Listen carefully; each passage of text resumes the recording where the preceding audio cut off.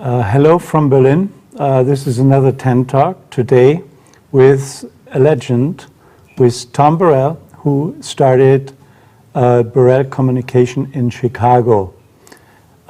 Great to have you here. It's great to be here. Let's talk about your motivation to start an agency focused on African Americans in the United States. What was it? You know, very often it's a case of timing. It's being, born at the right time and coming of age at just the right time when other social phenomena are going on at the same time.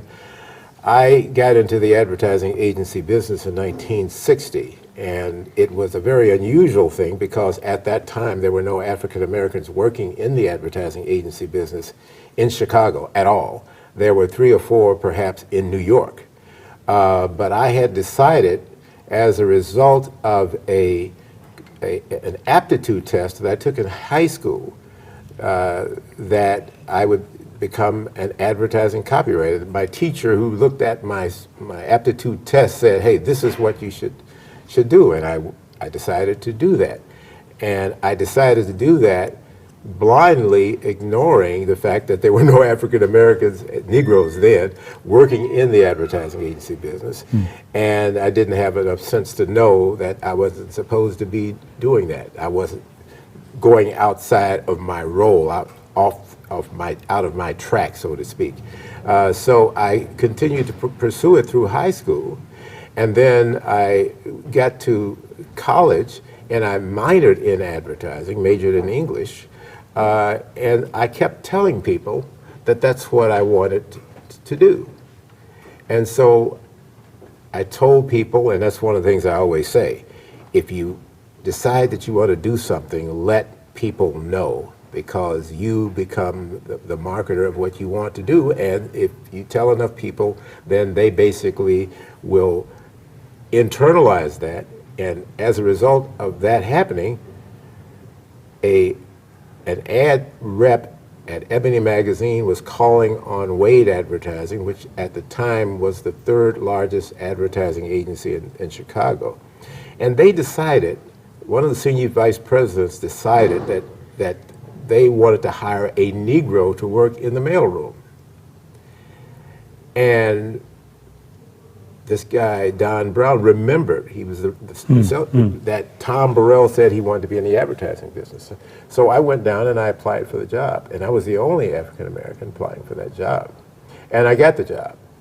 And that was the beginning of my career. Within 6 months, I was an advertising copywriter at Wade. 2.5 years after that, I went to Leo Burnett. Then after that, I went to work in London for Foote Cone & Belding, came back as a copy supervisor for Needham, Harper and Steers. And by this time, we were getting into the civil rights movement in America in earnest. As a matter of fact, it had gotten to a point where it had started to branch off into different areas of the civil rights movement, one of which was what we call the Black Pride movement or the Black Power movement. Up until that time, with Dr. King, the focus was on integration. The focus was on assimilation. The focus was so much there that we sometimes forgot about Black pride. And what Stokely Carmichael said in a civil rights march, he said Black power. And that began the whole idea of the concept that Black people did not have to be the same as white people in order to deserve to be equal to white people. And so that was a defining moment in our history, because that was a point at which there was a reason to focus on the things that made us different at the same time that other people were working to make us equal. And the things that made us different were our different cultures. The fact that we came here in a totally different manner, came to the United States in a totally different manner than any other group of people, against our will and in bondage. And that shaped a lot of our habits, a lot of our attitudes, a lot of our beliefs, and including our buying habits, our attitudes and our behavior towards products in the marketplace. So the market prepared itself for such a move to Right. start an agency focused Right. on this distinct Right. idea. Right. And my going in mantra was black people are not dark-skinned white people. Yeah. Because up until then, it was, why can't we all be the same? Why do we have to? Well, we are not the same, and we don't have to be the same. I don't have to make myself white in order to be a whole human being. Yeah. I can be black and proud. And so that was the whole beginning of the Black Pride movement. Say it loud, I'm black and I'm proud. That was the beginning of companies and media that focused on the differences that exist between black people and white people. And the advertising agency was one of those things that came out, the advertising agency focusing on selling to this distinct market. If the whole idea was this market is large enough, powerful enough, and unique enough as to deserve a special, unique effort. Right. Which companies at the time did the best move addressing this market and which didn't get it? The clients that came to us, I mean, we were very fortunate that the first two major clients that came to us just happened to be the two major television advertisers in the United States. First, McDonald's, and then Coca-Cola. The reason why Burrell got so much mention is because, not because we were the first black advertising agency, which we weren't, but we were the first to break through into mainstream through television. Yeah. We convinced those advertisers, McDonald's and Coca-Cola, that if you allow us to do television targeted to the African American consumer, your fear that this would turn off white viewers will be proved unfounded. We did that. We convinced them. Part of it was their wisdom. Part of it was our salesmanship. That they decided to go along with us, and what happened after that blew their minds, because the advertising that we did focused on the African American market on television, then network television, not only achieved its goal with the target, not only did it not offend the white audience, but the white audience responded to our advertising more than they were responding to the advertising that was aimed Very at interesting. them. Yeah. You know. Now, can I ask you, how Sure. did you stuff your agency? I mean, the business comes in, you know, where are the people That was it a mix of white and black, or was it just African Americans in your agency? Well, first of all, it's how we staffed our people at the beginning.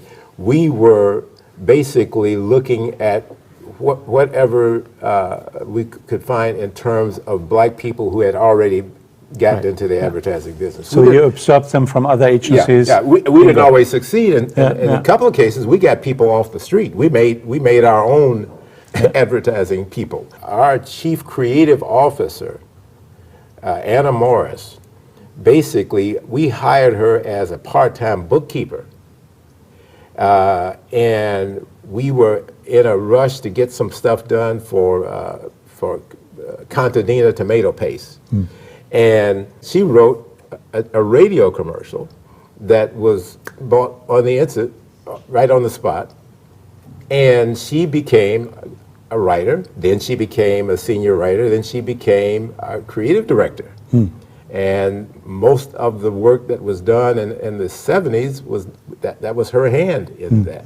So we looked wherever we could, and then of course we did hire some white people who did seem to have a sensitivity, who were willing to learn about the nuances of marketing to African Americans. What's the biggest nuance? Give me an example. Well, a big nuance is really understanding the basic principle of how we get to this country and what we had basically experienced in society. So it becomes a conceptual understanding. And once you get the conceptual understanding, then the actions grow out of that basic, So if I want to sell a can of Coke, what's it different to sell a can of Coke to a white person? One of the things that you do to sell a can of Coke to a black person is to depict that black person. We developed a term called positive realism. Mm-hmm.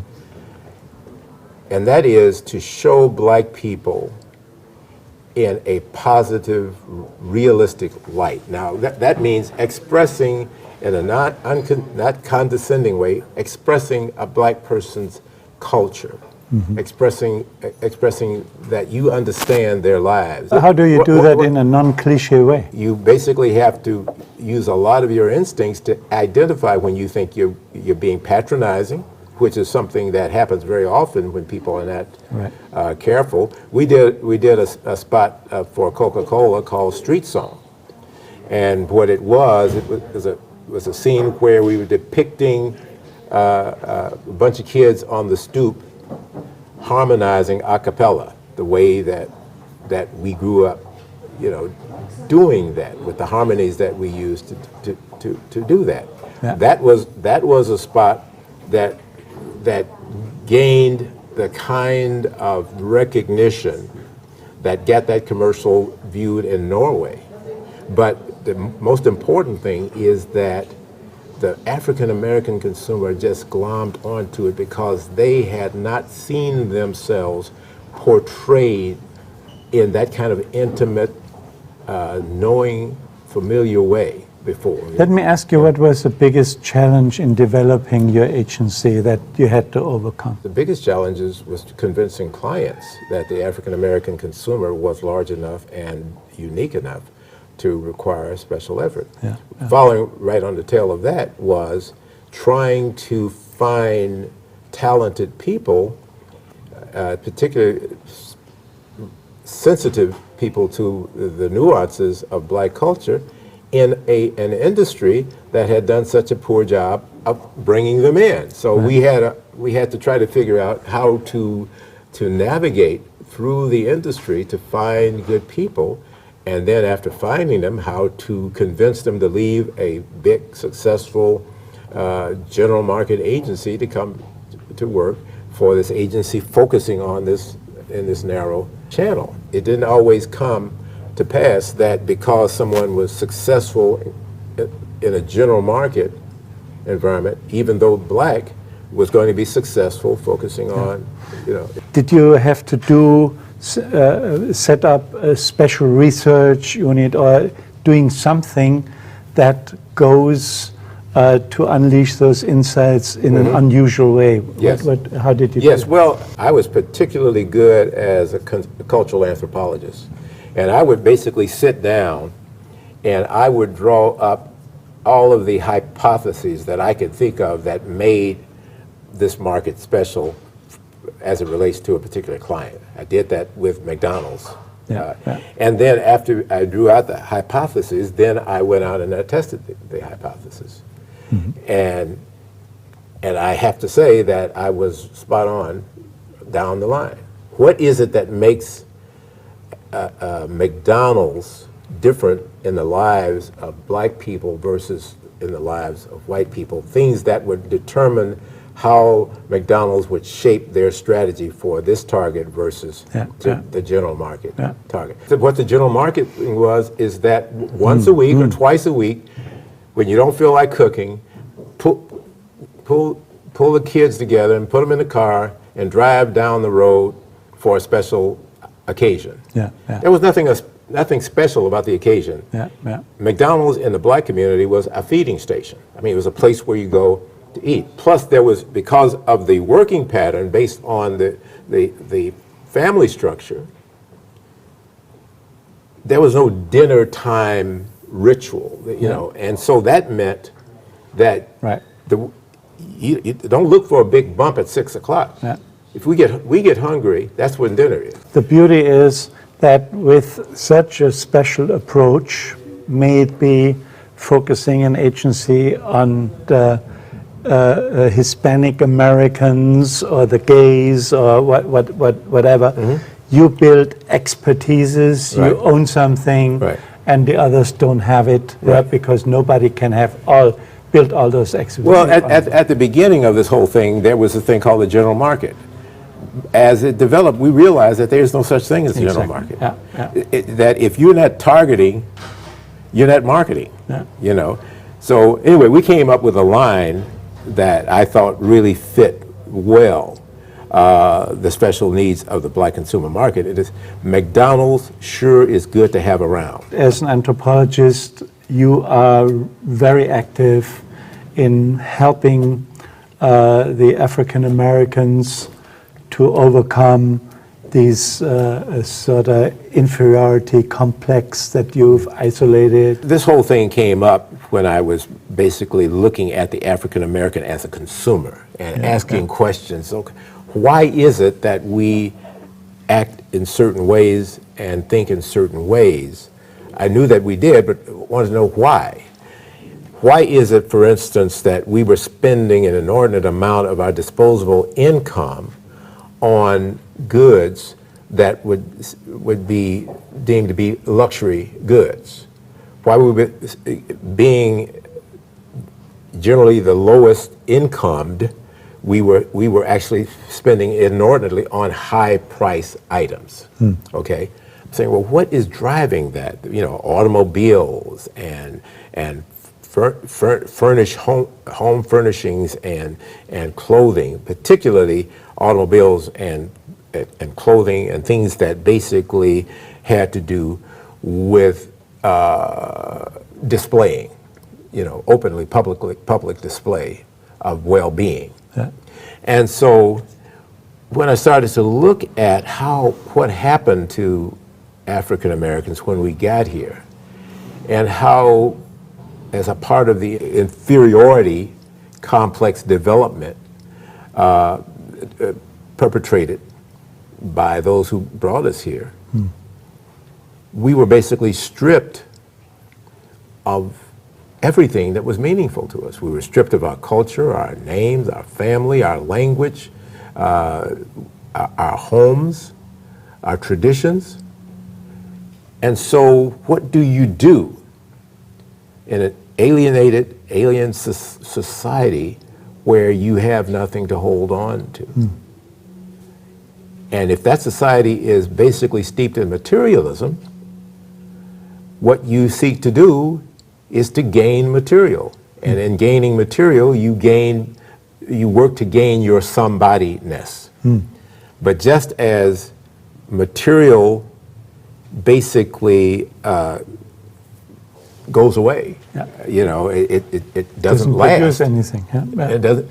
So it becomes a hole that you're constantly trying to fill. And you just keep buying. And what we were essentially doing is trying to buy our somebody-ness.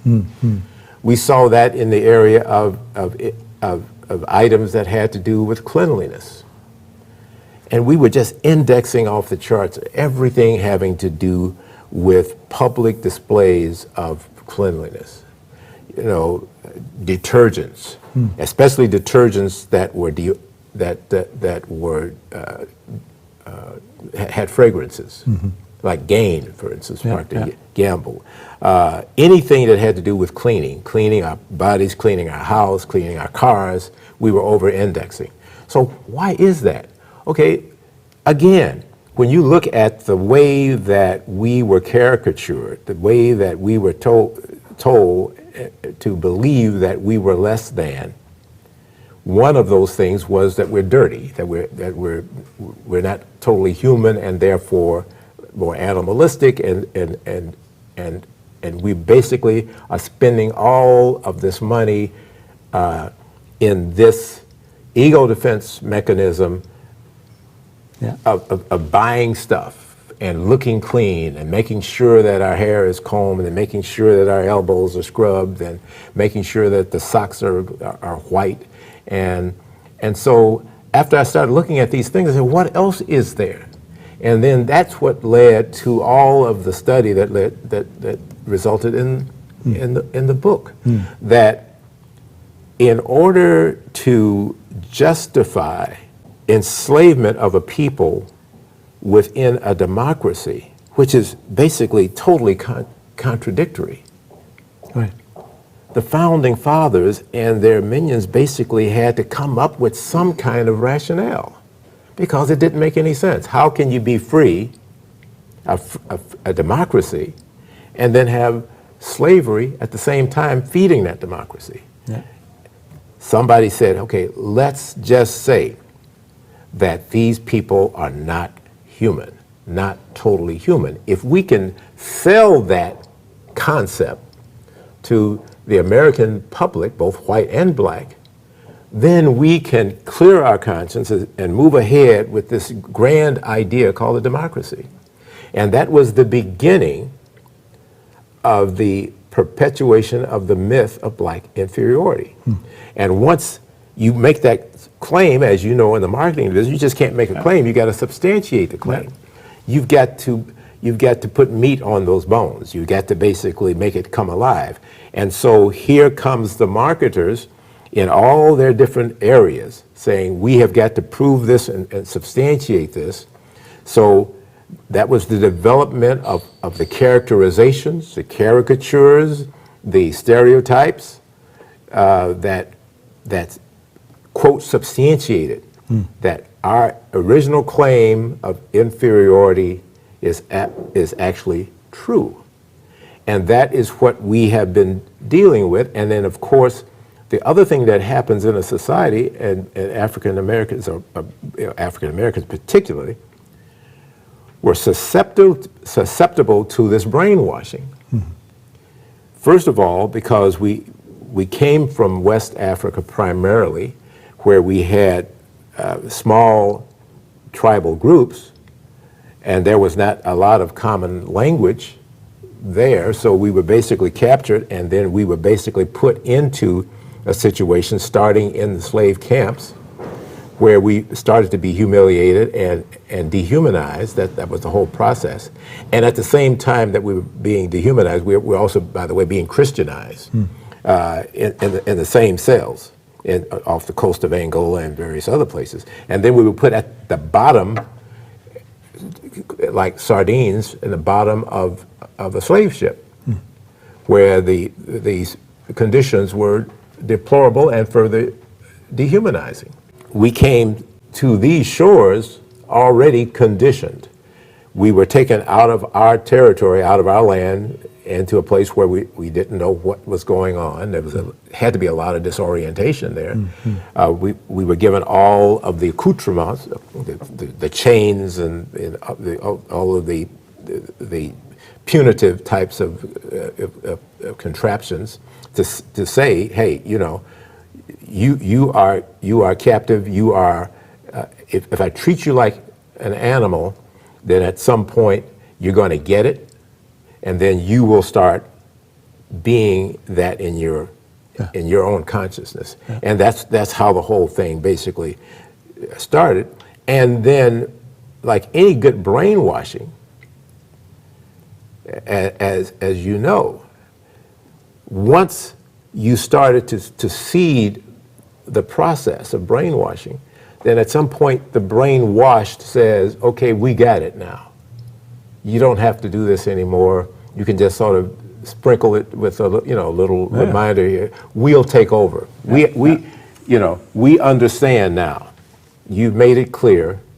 We have identified, we have internalized, and now we can start acting out the role that you have assigned us. And by the way, that happens in society generally. Society gives out assignments to various groups of people. Beauty. This is everybody's supposed to have a role in society, and so everybody is given this lane to stay in, and the whole thing is stay in your own lane. So now, what we are witnessing is media messaging, which is the major carrier, the major determiner of attitudes and behavior, which is not an uncontroversial statement, because people, well, there are parents and there are teachers. I contend that there's nothing more powerful to affect attitudes and behavior than media messaging. Sure. And that's true whether you're talking about what happened in Germany or what happens in Russia or what's happening in what happened in Rwanda. Is digital media making a difference? Digital media is, for now, the only salvation that I see. Is the only way out. Yeah. Because media is now in the hands of the public if they take advantage of it. Right. And that's one of the things that I'm basically pushing as part of the solution to this thing. We have got to gain some control of the new technology. New platforms. Yeah, because right now what's happening, what's happening right now is that conventional media is now, for content, because it's been so proliferated, for content is looking at social media for creative material.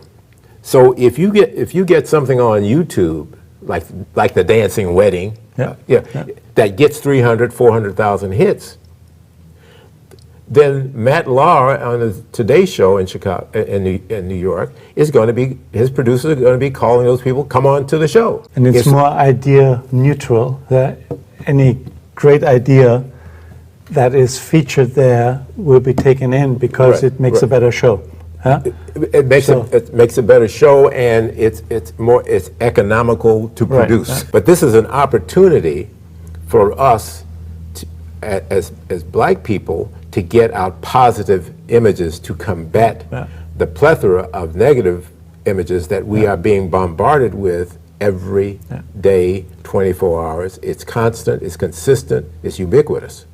We're getting hammered with images, sounds, words that basically reinforce the myth of our inferiority. And much of it is basically, at this point, we have joined in the creation of this material. Yeah, I think it is also a basic human problem, the inferiority. I mean, there are many societies around the world that suffer under it. Recently in Germany, Eastern, Western people and so forth. I'm really looking forward to the President's lecture tonight. Really great to have you here. We have Adrian Botan also, who excited you with his Google, not manipulation, but using Google to turn around inferiority thoughts into self-confidence in his country. Tom, thanks so much for your time here for this interview. Great. And we are looking forward to the President's lecture, and that will be filmed as well. Great. So please tune in into the President's lecture with Tom Burrell. Thank you so much Michael. for Thank you. being here. Okay.